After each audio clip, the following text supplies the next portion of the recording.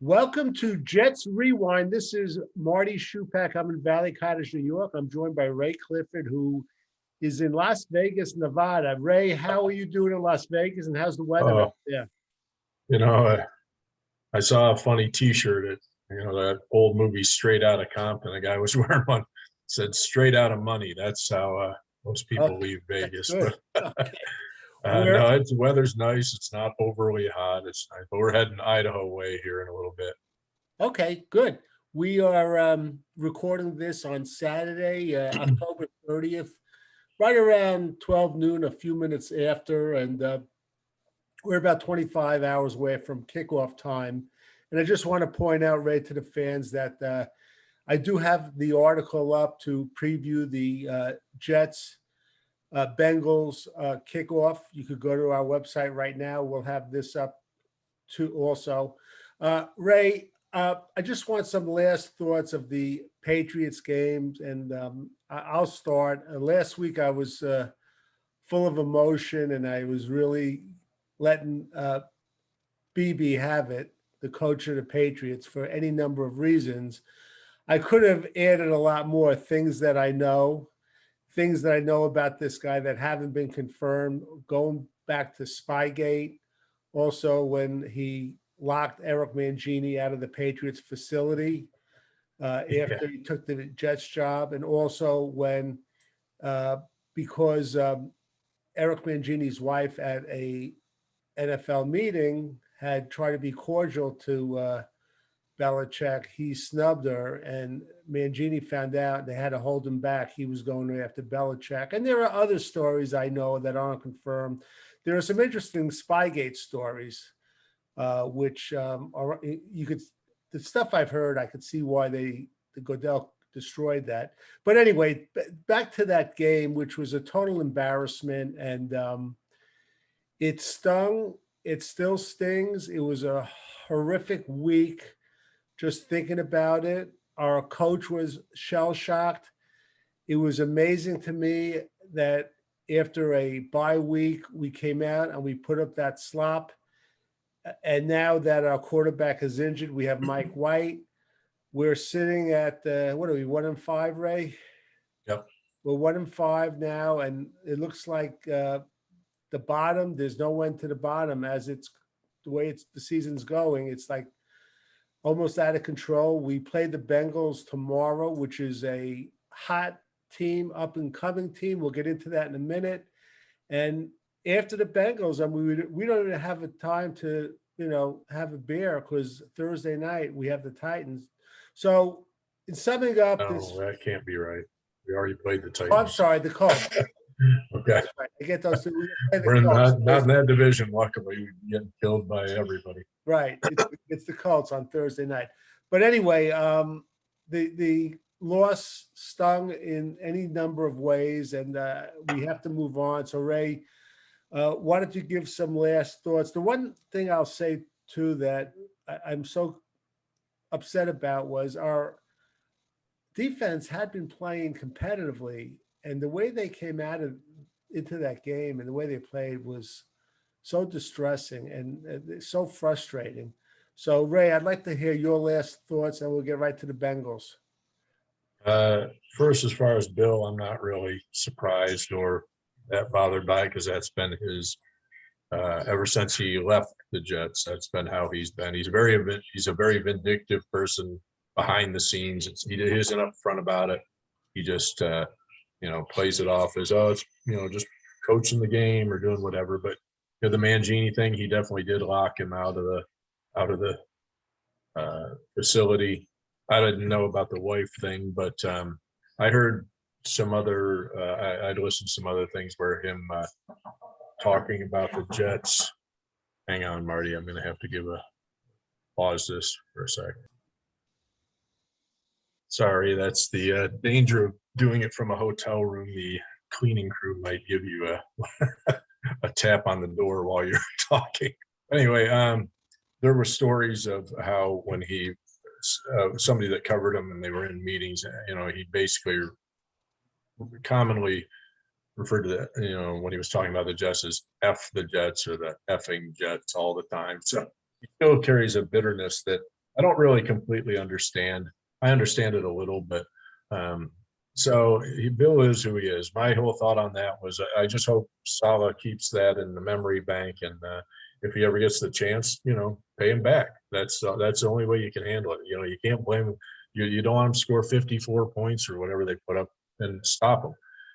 The other side of that is you were disappointed in the defense. So as soon as I heard that Mosley was out, I was expecting our defense to struggle. I was hoping they wouldn't struggle that much, but clearly, Sherwood's not prepared to be the defensive play caller and guys in place on the field. It's amazing how different our defense is with Mosley off the field. So those things, are part of the game, and as disappointing as it was, I wasn't as surprised by it. Moving forward, Greg, I just got to tell you, I'm not disagreeing. And I know when Mosley got hurt in that Buffalo game, everything changed. But everyone's making it out to seem like, when Mosley leaves a game, we're like losing 5 players. Is he that great? I mean, it's just. Well, he's apparently very good when he's on the field and having everybody in position. I mean, this isn't the first time. It was last year after Buffalo. Our defense went to hell immediately in the game. I'm talking not even just, later on, but in the game. And look at how we were in the preseason without him. So, yeah, he makes that much of a difference. And it's not even him personally as a player, but him on the field is like a coach on the field almost. He has guys, I don't know any other explanation. Tell me why when he's on the field we look like a competitive defense, and when he's not, we don't. I can't, to be honest. I just have a hard time believing he's just like so unbelievable. I know. Proof is in the pudding, and so far the pudding's been saying without Mosley in it, that pudding's not very good. Speaking of Mosley, I know he sat out a year, so the contract is extended a year. Does he have one more year left on that huge contract? So, yeah. But only second year of his contract. I think it was at least 3 year, wasn't it? Maybe 4. Probably 4 years, because it was in the 70s. That's why they got him. Yeah. So, all right, let's move on. We have the Bengals up this week, and Ray lives in Ohio. You'd never know it because he's been traveling around so much, California, Idaho, and Las Vegas. But as I said, the Bengals are one of the hottest teams in the NFL. Their offense is incredible, but their defense is really kind of under the radar. They have some tremendous players on that defense, but I'd like to talk about their offense first. And when you talk about their offense, it has to start with Jamar Chase and Joe Burrow. Joe Burrow, coming off that injury, is playing at a very good level. And with the help of Jamar Chase, who had the dropsies in the preseason, he's just been unbelievable. I mean, his last 3 games, I think he has 150, 90-something yards, and over 200 yards. He's got 6 touchdowns total, which is more than all of our receivers combined. The guy is playing at a. I think our team combined, isn't it? Right. Have we got 6 touchdowns this year? I don't even know. I don't think so. He's playing at a superstar level. So, Ray, give me your take on Joe Burrow and Jamar Chase to start, and then we'll move to a couple of their other players. Well, I've liked Joe Burrow since he was at Ohio State, but through injury he didn't end up beating out Dwayne Haskins, and so he transferred to LSU. And so I was like, he was always a great teammate here, and it's just shown same in LSU and now same in Cincinnati. But he has this calmness on the field. I mean, his offensive line wasn't really much different from ours last year, and he was having a great year. And they aren't that much improved this year, and he's still having. I mean, they could have had Penei Sewell. They picked Jamar Chase. Clearly, they made the right choice. They took a lot of heat for that, but as they're saying, Burrow has, I guess it's just his understanding of the offense and the blocking schemes and everything. He's never really under the same kind of pressure that you see Zach under, and that falls a lot on Zach as well as LaFleur and all of them. I mean, Burrow makes reads, he makes adjustments. His dad was a coach, he grew up around football and watching film and everything. He's been, outstanding his whole career, even though people didn't think about him like they do now until his, senior year at LSU. He's always been a really smart, good quarterback with a good arm. He got injured, I think it was his wrist at Ohio State. Dwayne Haskins got the opportunity, and Dwayne Haskins had a great year. So, anybody can't say that, they should have stuck with Burrow. Haskins was outstanding the year he had. What's interesting about Burrow, by the way, who was the coach when he transferred from Ohio State to LSU? Was it Day? I believe, now I can't remember. I think that was Day's first year. Okay. But it wasn't really that he chose him over. He got injured in the spring. Right. And so he was hurt. So, Dwayne Haskins looked so good, they stuck with him. No, you can't knock him for happenstance. Yeah, I mean, it just happened to happen that, that way. Yeah. And what's interesting, Ray, we spoke about this, is that Joe Burrow, when he transferred at the beginning of the year, he was considered a 5th or 6th round pick. Yeah. And by the end of the year, he was like, his first year in LSU was very mediocre. I mean, right. He didn't do bad, but he didn't do any of this. If you look at the stats, and then he got, I think, is it the guy that's now the head coach of the Browns or whoever came in? No, he went to Carolina, I think, as a coordinator. He came in and he changed. Yeah, Joe Brady, I think. He came in and he blew up under that guy at LSU. And it just changed from there. He went from a nobody to the number 1 pick. Just like he's doing with and he's still doing it. Just like Brody's doing with Sam Darnold, right? Yeah, well. but I'm not going to defend Sam's passing, but I think the biggest thing is when McCaffrey went out, that changed their whole team, their whole offense. So, Sam isn't ready for everything to be put on his shoulders like that. He may never be ready for him to be put on his shoulders. But when he had McCaffrey, he looked like a different quarterback. Yeah, well, you should have seen him against the Giants, right? I heard he was not good. So bad. But anyway, and interestingly, too, we don't want to make this into the Joe Burrow show, but I've been do that for Sunday.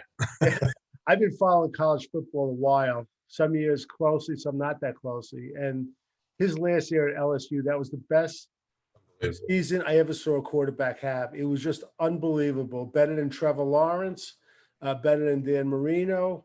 You name the quarterback, that was the best season by far I saw any quarterback ever have. And now he's throwing to his college teammate, Jamar Chase. And Ray, this guy, I mean, I don't think he measures more than 6 foot and a little bit of change, but he plays like he's 6'4", 6'5". I'd be honestly, it wouldn't surprise me if he really isn't 6 foot. He doesn't look that big, but he's great hands, good route runner, fast. He's and he's not a little guy. He's a strong receiver. So him and Burrow had a connection already. The drops in the preseason were a little concerning, but I thought, we'll see if it's really a problem when everything, starts to count. And I don't know if he's dropped a pass since the beginning of the year, but if he has, it hasn't been very many. You had said that. And also the Bengals have T. Higgins, who is he really underrated. Really, he's a very good player. He came from where? Clemson? Yes. Yeah, he's like 6'3", 6'4" and a half. He's very underrated. He'll be as much a problem as Chase because of too much on Chase. Though. I'll tell you who's going to be the problem. Their tight end, CJ. He's also good. He's terrific. He's averaging over 15 yards of reception. He's got a number of TDs. So the Jets have their hands filled. And what I was looking into, Ray, is how do you beat this team? And where is the weakness? And we're going to put it on our Belichick caps because when he looks at a team, he does 2 things. Takes away the person that's going to beat him, and he finds the weakness, exploits it. Similarly to the Jets, their right interior line, their right guard is their weakest offensive lineman, which sounds a little familiar. Jackson Carman, and their center, who is a Trey Hopkins, who's average at best. He's coming off an ACL injury. I'm hoping that whoever's in that A gap between him or over the center just could blow them up. I don't know if it's going to be Queenan Williams or who it's going to be, but that's their weakness. And it's so important, Ray, to get a pass rush through those two guys. So let me have your thoughts on their line and our defense. As it turns out, their only weakness turns out to be our strength, which is a good thing. So let me have your thoughts on that. Yeah. Their weakest point of their offense, I mean, not pointing out any one guy, but their running game isn't, this great attack. I mean, Mixon's been good, but he's kind of injury prone. So you never know what you're going to get from him. They got rid of Giovanni Bernard, who's kind of like our Michael Carter or something like that. But they can run the ball. They aren't terrible at running, but he's got so many weapons. You just have to find a way to, if you can't get pressure on him and leave him back there, he'll just kill you with, any number of guys, which is the scary part. Them being 5-1, I thought I was going to say, are they 6-1 or 5-1? 5-1. Not a fluke. I'm sorry, 5-2. They won four. That's right. That's right. Four of the last 5 games. Their only loss was, I believe, an overtime loss to the Packers. They've just been playing at an incredible level since the first 2 games of the year. The thing I would do, Ray, and again, I'm trying to think outside the box. The Jets going in, they're weak at linebacker. I know Mosley will probably play. I don't know how effective he's going to be. I'm going to tell you what I would do. I would just put in 2 linebackers, and I would start Javelin Guidry. I'd have him play kind of like a Jamal Adams up in the box and in sort of in the secondary rotating. I'd have him come up and blitz sometimes also. You're giving up some bulk because he's not a linebacker, but I'm looking for any sort of advantage before they even take the field. And he's one of our surest tacklers, so I would have him starting, and I know that Michael Carter II, he's doing a good job. Keep him in on the covering the slot. I want Javelin Guidry in there. I want to increase our speed, and I think the Jets have to change it up a bit, and I think that would be a good move. I can't say it'd be a bad move. I think it all comes down to one thing. If Burrow sits back there like Mac Jones without having to worry about pressure, we're in trouble because he's got, it's not one weapon to shut down. Like you said, Higgins is a good second receiver. I can't remember who the third receiver is, but Boyd, and he's very good too. Boyd, yeah. I mean, he can use all his receivers and the tight end. So the whole key to stopping him is always going to come down to pressure. The sooner he has to get out of his hands, the less damage he can do, as opposed to sitting back there and letting guys come open. And they're more of a big play team. They aren't gonna dink and dunk us down the field. So, that part, it may be better for us because we seem to have problem covering guys, 5 yards out of the backfield, and plus he's getting rid of the ball in 2 seconds. Burrow will stand back there a little longer if given the time, and they look for deeper routes, and so the whole key is it almost always is, but the whole key with him especially is pressure, because he'll find somebody. He is mobile. I don't know how much he runs now because of the knee thing, but I've seen him take off. He doesn't look really affected a whole lot by that knee. So right. And they are they've got they're a multifaceted offense, and so pressure and don't let them run. So if they're able to run it, then we've really got problems. So. Yeah. And look for them to do what has been done the last 2 weeks by first Atlanta, then the Patriots. They're going to start throwing screen passes and draw plays, and really test out our front seven. Moving to the offense, our offense and their defense. Their defense is, I think, again, it's highly underrated. with Trey Hendrickson, who was almost a Jet. He has 6.5 sacks in 7 games.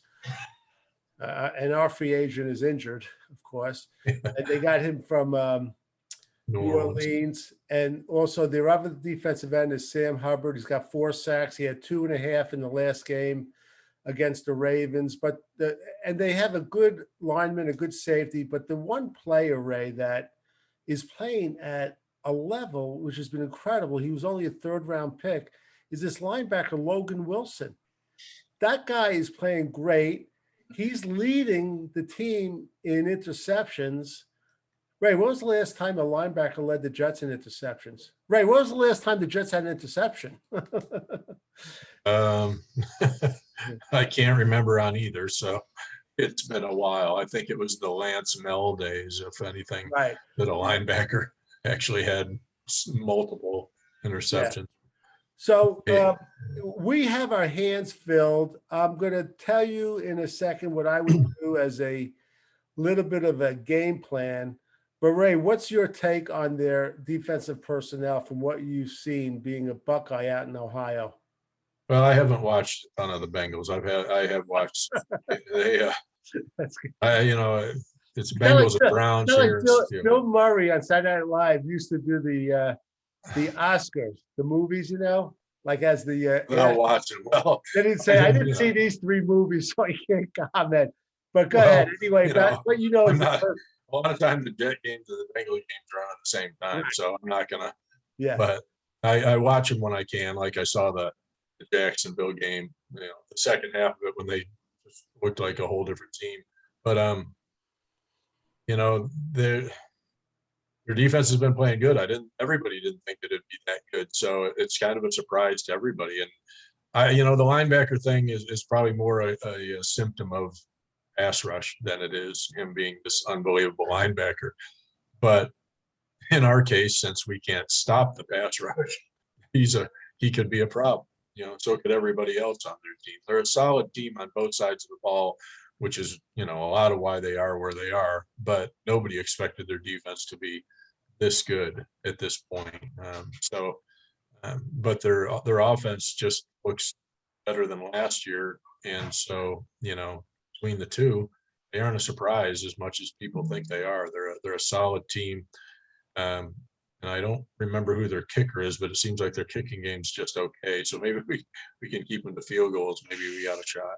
Yeah, and Ray, what I would do as far as a game plan, and don't fall off your chair when I say this, but I said last week that they have to put in some sort of gimmick plays. They're so predictable. This first series, run, pass, it's way too old. I beg LaFleur, do something different, and I beg Salah, you have to have some sort of. Hi, Eric. You have to have some sort of. Good morning. You have to have good morning. sort of reverse, some sort of flea flicker, whatever. We saw when they did the reverse to Elijah Moore, he scored a touchdown, and you're going to have to fake a punt, fake a field goal. And what I would do, Ray, and just to put on your seatbelt, I would consider this, not that I'm in love with him. He will probably be activated, Jeff Smith. Jeff Smith went to Boston College as a quarterback. He threw over, I believe, 90 passes before they converted him to wide receiver. Let's put in some sort of wildcat with Jeff Smith at quarterback. Let's see what something like that could do. They won't be ready for it. I know Ray's not ready for it. And I think, again, I'm not saying he's Brad Smith, but I want to try something different because everything that's happening right now, it's not working.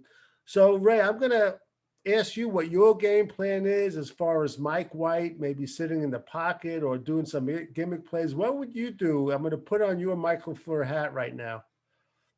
Well, first of all, I don't like gimmick plays unless the game is, like the one to Elijah Moore was fine, but I think I said at the time, I'm like, why are you revealing that when we're down by, 17 points? Why not, save that for a close game?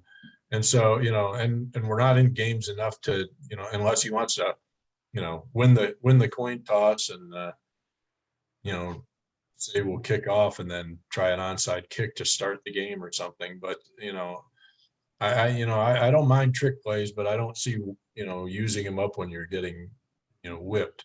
On the other hand, putting in a little wildcat move isn't really to be a trick play. So if they want to throw Jeff Smith out there for a play, I doubt they've even practiced anything like that. It seems like LaFleur hasn't really, tried any unique stuff in his game plan. So maybe, he just is waiting for us to be in a tight game again, or maybe he just, hasn't really, thought about using them for some reason. But yeah, we got to find ways to get guys' hands in different positions that the teams aren't ready for. So I'm not against it, but it's one of those things too, that they try it. And if it doesn't work, you just want to kill them. And if it does, you're just like, great play. So, it's fine if they try it, but I hope it works because trick plays can kill a drive.